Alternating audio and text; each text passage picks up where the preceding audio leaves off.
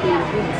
On Wednesday night, September 26, 2012, the group Anonymous Philippines launched an attack against major Philippine websites, those of Central Bank and the Metropolitan Waterworks and Sewerage System. Past midnight on Thursday, the website of the Philippine Anti-Piracy Team and the American Chambers of Commerce of the Philippines likewise fell victim of the anonymous. By the way, let's define first hacking.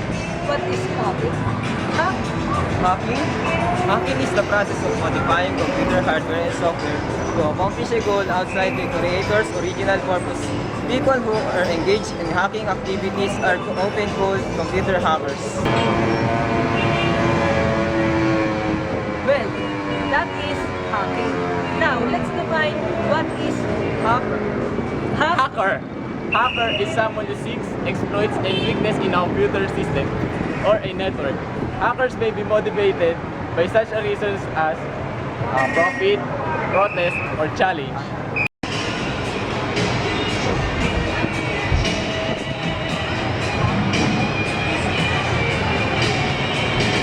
Anonymous Philippines.